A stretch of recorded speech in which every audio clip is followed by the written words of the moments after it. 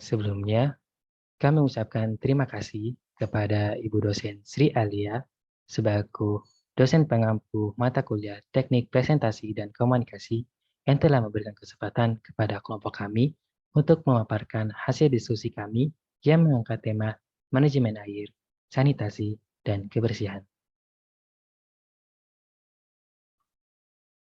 Adapun tim kami terbagi atas 5 anggota.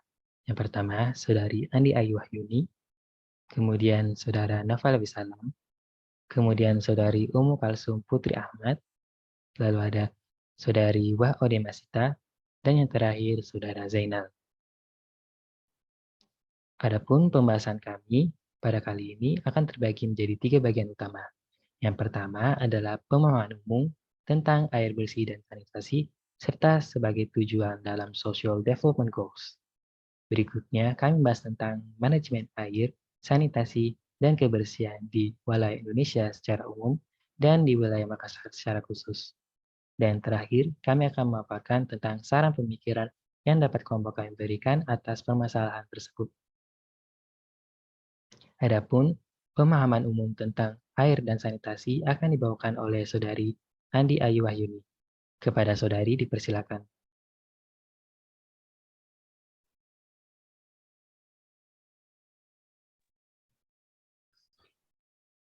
Baik, jadi sebelum membicarakan lebih lanjut, kita harus mengerti apa itu air dan sanitasi. Jadi, air dan sanitasi adalah dua hal yang tidak dapat dipisahkan. Setiap ada air minum atau air bersih, maka ada pula air limbah. Menurut Permenkes nomor 416 pada tahun 1990, air merupakan sumber daya alam yang diperlukan untuk hajat hidup orang banyak. Sebagai batasannya, air bersih adalah air yang memenuhi persyaratan bagi sistem penyediaan air minum. Persyaratan yang dimaksud adalah persyaratan dari segi kualitas yang meliputi fisik, kimia, biologi, dan radiologi.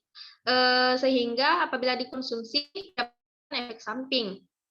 Untuk mempertahankan kualitas kebersihan air tersebut, perlu adanya sanitasi. Sanitasi ini merupakan suatu upaya yang dilakukan oleh manusia dalam mewujudkan serta juga menjamin kondisi lingkungan, terutama lingkungan fisik, ialah air, tanah, serta udara yang memenuhi syarat-syarat kesehatan. Adapun ciri-ciri air bersih, yang pertama yaitu tidak memiliki rasa, kedua tidak memiliki bau, yang ketiga jernih, yang keempat yaitu memiliki pH yang aman, yaitu pH 6,5 hingga 8,5. Yang kelima yaitu tidak mengandung zat kimia berlebih, dan yang terakhir yaitu tidak mengandung bakteri. Mungkin hanya itu yang dapat saya sampaikan. Selanjutnya saya serahkan ke moderator. Baik, terima kasih kepada Saudari Andi Ayu Wahyuni atas penjelasannya. Berikutnya ialah air bersih dan sanitasi sebagai tujuan dari Social Development Goals. Air bersih dan sanitasi layak adalah kebutuhan dasar manusia. Pemenuhan air bersih dan sanitasi yang layak masih menjadi problematika di seluruh dunia, khususnya di kawasan Indonesia. Karena itulah, pemenuhan atas kebutuhan air bersih, air minum, dan sanitasi menjadi tujuan pembangunan berkelanjutan atau Sustainable Development Goals Number 6, that is ensure access to water and sanitation for all, atau jaminan akses air bersih dan sanitasi yang layak bagi seluruh lapisan masyarakat dalam sektor lingkungan hidup. Berikutnya, kami membahas tentang manajemen air, sanitasi, dan kebersihan di Indonesia yang akan dibawakan oleh Saudari Umu Kalsum. Kepada Saudari dipersilakan. Baiklah, terima kasih atas kesempatannya. Saya akan menjelaskan tentang manajemen air, sanitasi, dan kebersihan di Indonesia. Itu yang pertama, saya akan membahas tentang sanitasi. Masyarakat Indonesia masih mengalami kemiskinan, dan hal ini mengakibatkan kesenjangan yang signifikan dalam memperoleh akses sanitasi, terutama pada rumah tangga, yaitu dua tingkat masyarakat yang paling rendah, yaitu sebesar 40% di daerah perkotaan dan 65% di daerah pedesaan. Kemudian untuk sanitasi sendiri, untuk manajemen air sendiri di Indonesia sedang mengalami kendala. Ketersediaan air di sebagian besar Pulau Jawa Bali saat ini sudah tergolong langka menurut laporan Bappenas. Sementara itu, ketersediaan air di Sumatera Selatan, Nusa Tenggara Barat, dan Sulawesi Selatan diproyeksikan akan menjadi langka pada tahun 2045. Kemudian itu saya akan menjelaskan tentang kebersihan. Menurut data riset Kementerian Kesehatan Indonesia, diketahui hanya 20% dari total masyarakat Indonesia yang peduli terhadap kebersihan dan kesehatan. Ini berarti 265 juta jiwa di Indonesia, hanya sekitar 52 juta yang memiliki kepedulian terhadap kebersihannya. Hal ini dapat dilihat di dalam kebiasaan sehari-hari dan pola sanitasi masyarakat Indonesia. Misalnya, masih banyak masyarakat Indonesia yang tidak memiliki jamban dan fasilitas sanitasi yang memadai di tempat tinggalnya. Baik, itu saja yang dapat saya paparkan. Saya kembalikan lagi ke moderator. Terima kasih. Baik, terima kasih kepada Saudari Umu Kalsum atas penjelasannya. Berikutnya kita akan masuki manajemen air, sanitasi, dan kebersihan secara khusus di wilayah Makassar yang akan dibawakan oleh Saudara Zainal. Kepada Saudara dipersilakan. Baik, terima kasih atas kesempatannya moderator. Masuk ke poin pertama yakni manajemen air. Nah, pengelolaan penyediaan pelayanan air bersih di Kota Makassar ini dilakukan oleh pihak PDAM selaku perusahaan daerah, di mana sumber air baku yang digunakan berasal dari Sungai Jeneberang, Sungai Lekopacing, Sungai Maros, dan juga Waduk Bili-Bili. Nah, air bersih yang bersumber dari PDAM ini saat ini dominannya digunakan dan dimanfaatkan oleh masyarakat kota saja. Berdasarkan data yang diperoleh, tingkat pelayanan air bersih yang bersumber dari PDAM Kota Makassar baru mencapai 64,89% atau 189.148 KK. Sumber air baku yang digunakan ini selain dari PDAM juga digunakan sumur gali dan juga sumur tanah sebagai alternatif. Kemudian poin kedua, kebersihan. Nah, Makassar sendiri pada tahun 2019 menyumbang sampah sekitar 1.200 ton yang tiap harinya, yang mana terdiri dari 82,19% sampah organik dan sisanya merupakan sampah anorganik.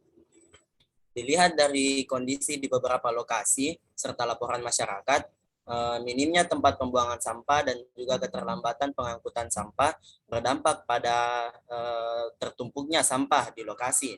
Kemudian merujuk hasil penelitian dari Ronald Malido dengan studi kasus Kecamatan Tamalan Rea pada tahun 2017, diketahui bahwa faktor lain yang berpartisipasi yakni kontainer pengangkutan sampah di TPS yang jumlahnya terbatas dan juga kinerja para petugas kebersihan yang belum efektif dan efisien.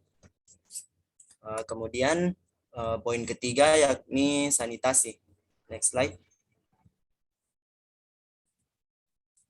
Nah, sanitasi, penerapan sistem pengelolaan sanitasi di Kota Makassar sendiri diterapkan dengan sistem setempat dan sistem terpusat. Di Kota Makassar sendiri, sistem sanitasi offsite ini atau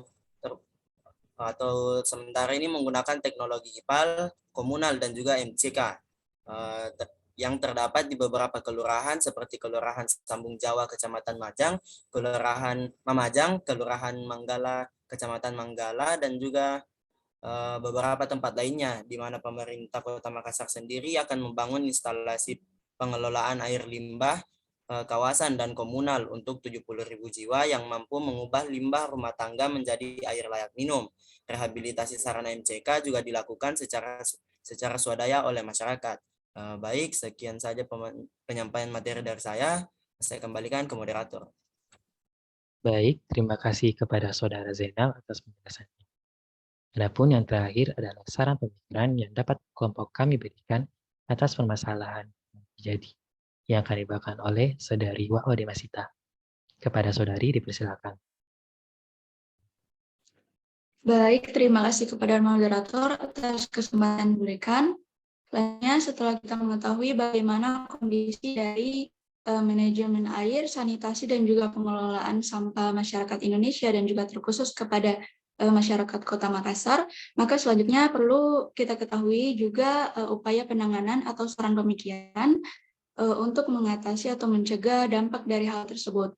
Yang pertama yaitu mengenai saran pemikiran, yaitu yang pertama mengenai penerapan manajemen kota ramah air atau yang biasa disebut dengan istilah water sensitive city, di mana penerapan manajemen kota ramah air ini meliputi sistem pengelolaan air bersih, air limbah, drainase, penggunaan sumber daya air, dan juga pembangunan berkelanjutan, di mana didorong oleh adanya tuntutan antar generasi dalam hal pemenuhan kebutuhan sumber daya air. Kemudian yang kedua juga pemerintah dapat melakukan penganggaran dan juga mengajak masyarakat untuk berpartisipasi dalam penanganan sistem drainase, sanitasi, dan juga pengelolaan sampah.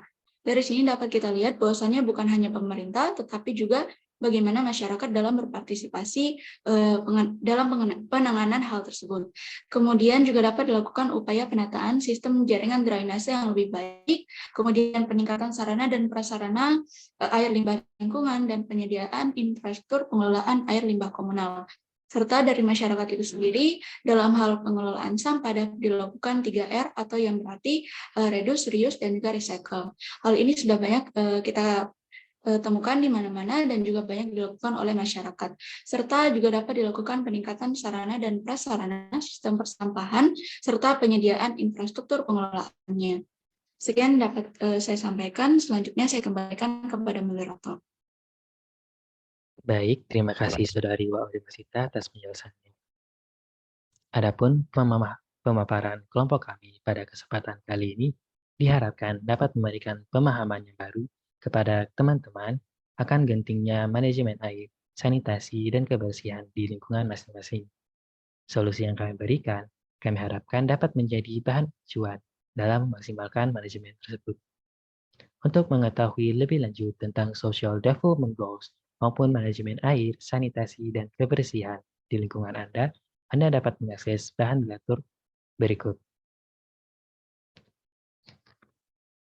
Sekian, mencari jarum dalam tumpukan jerami. Sekian presentasi kami. Terima kasih.